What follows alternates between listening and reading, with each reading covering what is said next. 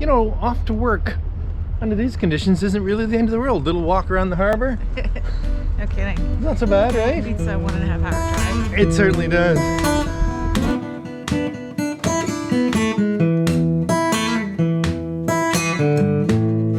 Hello there and welcome to Travels with Geordie. If this is your first visit, my name is Peter Knowles and I live on a pair of classic wooden motor cruisers in and around Victoria, British Columbia. Not currently this one. This is the flagship. This is MV Geordie. Those of you who've been following along know it well.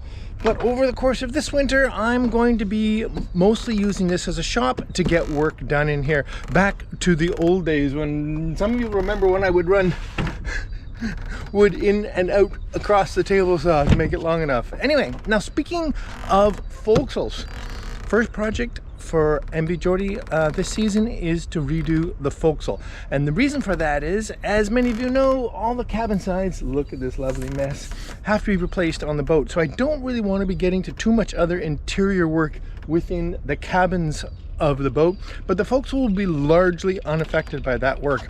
And so this makes that a really good time to dive into that. There are some complications though. And the first is that there is just so much stuff on the boat right now, absolutely packed, as I've brought back most of the tools and materials back from Genoa. Now, this isn't even everything. There's at least one more trip of stuff, but a lot of this is going to be consolidated, I'm sure. Again, those of you who remember the old days when this was the workshop, well, this will be the workshop again shortly. Now, in terms of forecastle, it is also full of stuff which I am going to have to empty out completely. Happily, it's mostly sort of domestic stuff that I can deal with, and my little workstation, which I don't really currently use because I'm doing that stuff aboard Poem. Forward of this cabin is actually another head, which will be unaffected by this project, which means it can stay as storage, and then that will be done as a separate project. So basically what's going to happen in here, I won't get into too much detail. This is going to get a full double size, well, at least at the aft end, berth, with nice cabinetry below, and this side will continue on into the little nav station work area that it's been for the last many years, but it's been a mock-up, but it's worked really well, and of course a bit of a hanging locker. Okay, let's see what we can do with all this stuff.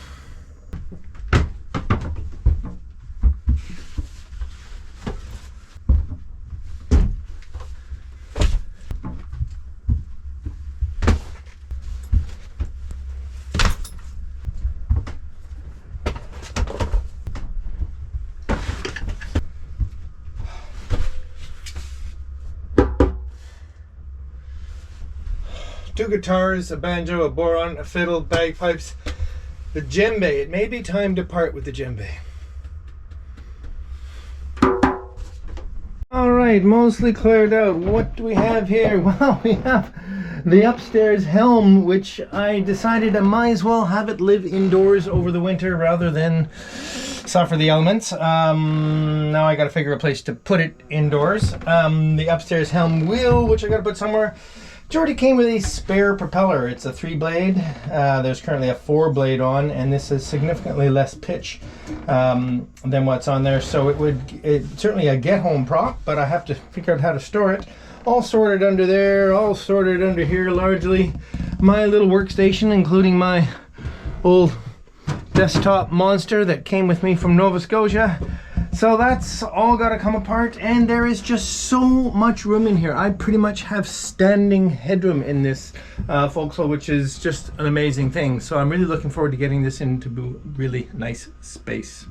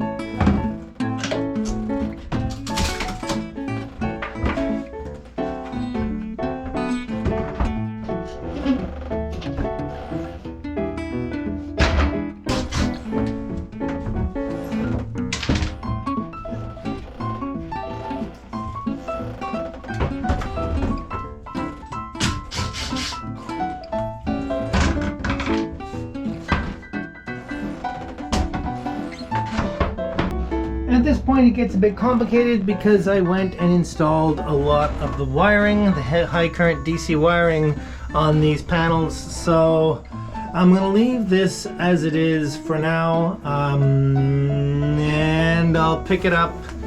Not quite sure yet what I'll do. That's a lot of big wires to move. Okay, this still needs attention.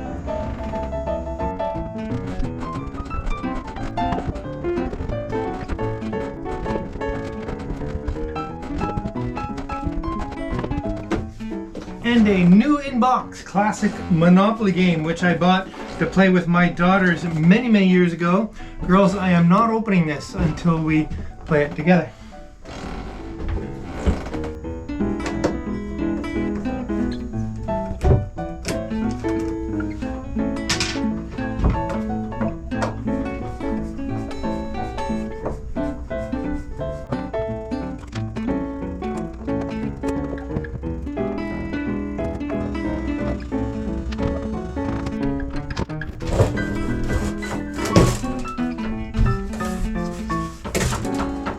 Okay, now these are the strangest things. This sort of English country wallpaper pattern on here. Well, if you look closely, there's tiny little LEDs placed in this overhead, and whoever wired them all up in such a way that they glowed. There's resistors here and things to make it all. Anyway, it was quite something.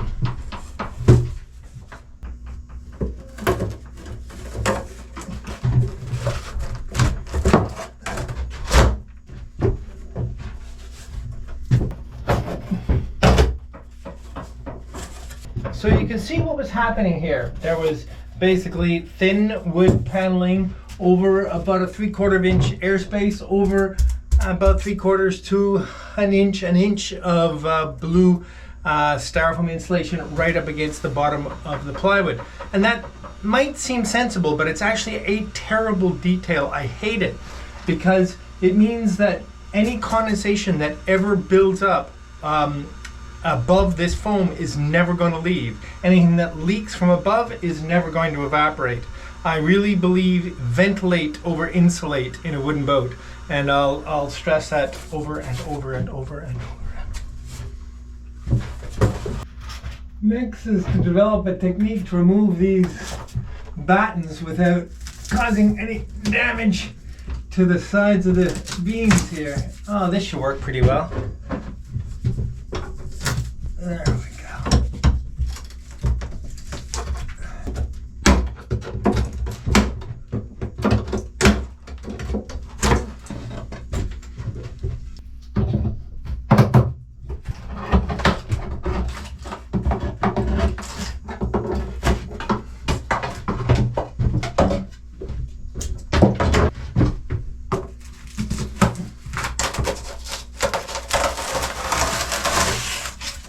Ooh. It's not even blue. It's the cheap white stuff. Hate it.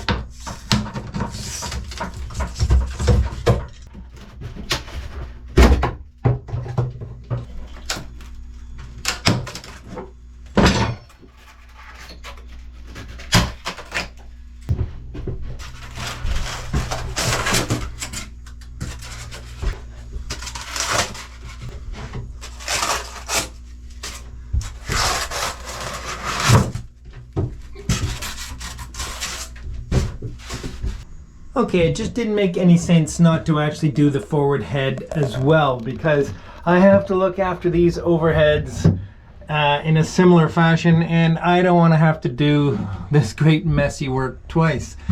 Well, okay, this is going to be a nice little project, but isn't this a lovely spacious forward head? There's plenty of room in here for a sink and a toilet. No shower, I don't think. Anyway, so Yes, I just have to pull apart any remaining nails and fasteners up here, and then we can start to clean this up. One of the things I'm really looking forward to is tidying up the official numbers here, and there's some chips and stuff in it, and we'll get that tidied up at the same time. Forward of here, those of you who know the boat, is the chain locker, and it's quite spacious as well, although there's only 100 feet of chain here right now. I am going to make a change up there as well, but we'll get into that in a bit.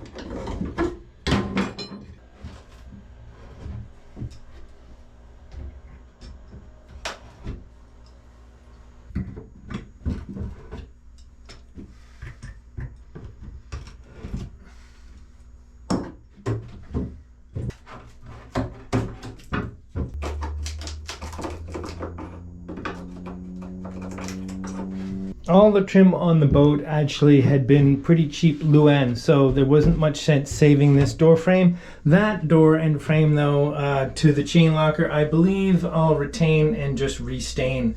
I don't think it's worth rebuilding that. Okay, I'm maintaining this bunk for the next little while because it makes a pretty good bench as we carry on in here. Well, I think I can't hold off any longer. Time to get sanding.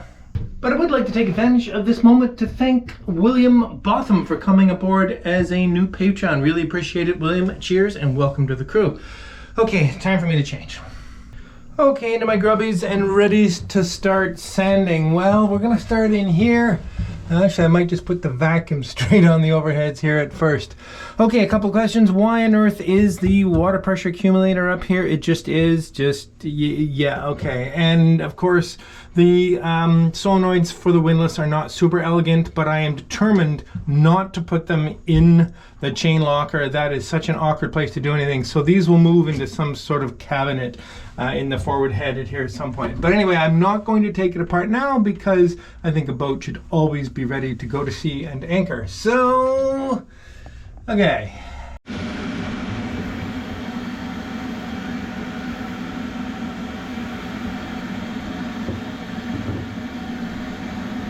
Well, that was questionably effective. I suppose I can always vacuum it off the sole. Okay, let's see if the sanding is more effective. Full dust collection is the only way to do this, and I think this should go pretty well.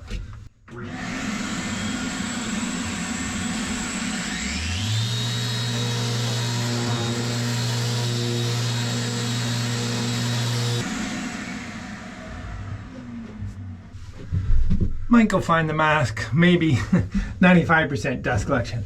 Okay, so just a quick talk about what I'm going to do here. At one time, I had thought I was going to sand all these beams off clean and then refinish them bright. Well, they're Douglas fir and there's a lot of damage in various spots, and so I don't think I'm going to do that. I am just going to sand them as fair as possible, clean them up, and then repaint them nice and crisp. That will involve quite a lot of filling because there's a lot of holes and damage and other sorts of things, as well as tidying up this registration number here. So just how smooth it needs to be, I'm going to take it as far as I think and then prime it. And once it's all white again, it's very easy for me to see any of the imperfections. Anyway, let's get a mask and keep going.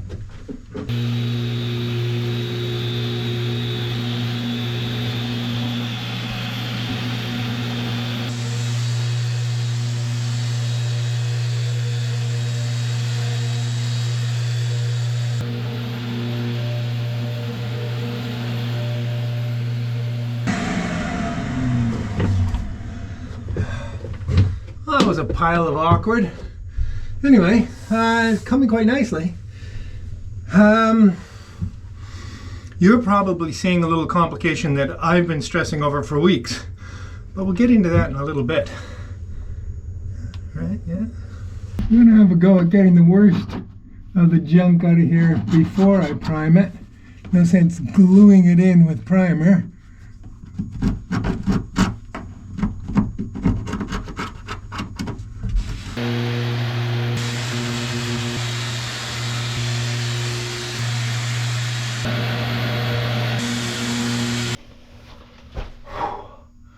Well, this is work that requires many breaks. Working overhead with a heavy sander, just what everyone loves. This is a good opportunity, by the way, to thank Mark, who came aboard last week as a new Patreon. Thank you ever so much, Mark. Very, very grateful. Okay, once more into the breach.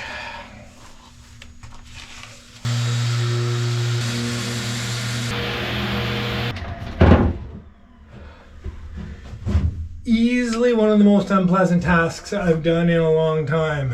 And to be fair, I'm only getting started. All the corners!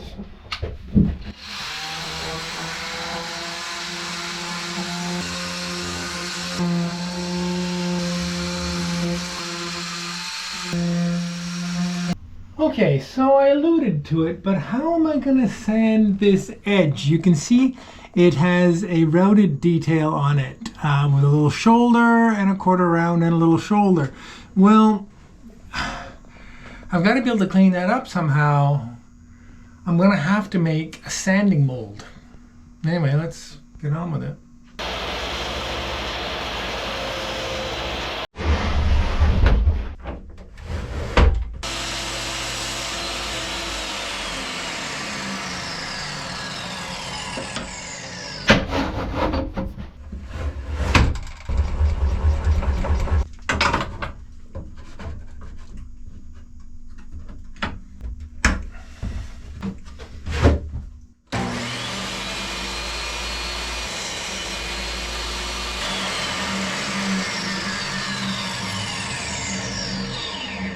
Let's see how it fits. If it fit this time, it would be kind of beginner's luck, wouldn't it? Oh, it's pretty good. Well, let's put some sandpaper on that and see what it looks like.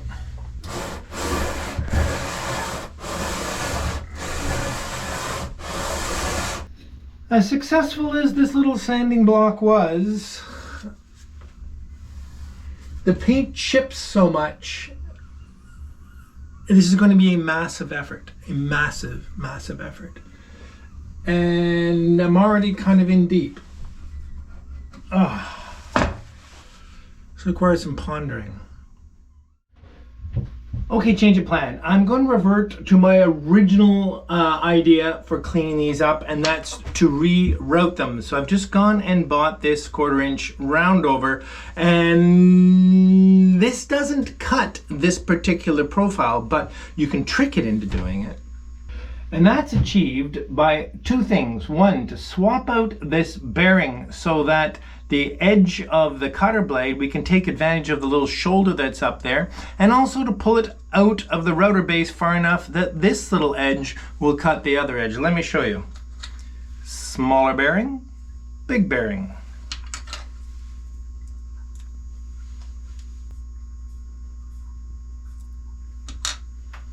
Off with the big bearing, and on with the smaller bearing. And I don't know if you could see the shoulder that's just created there.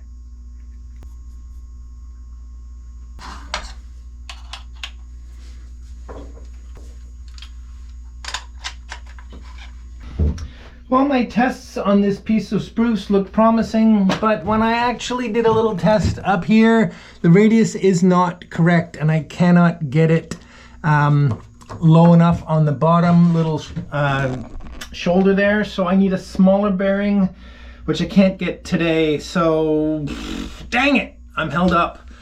We'll carry on with this next week. See you then. Isn't that a lovely old sailboat? I was aboard. It's absolutely glorious. Look at this lovely trio of woodies in here.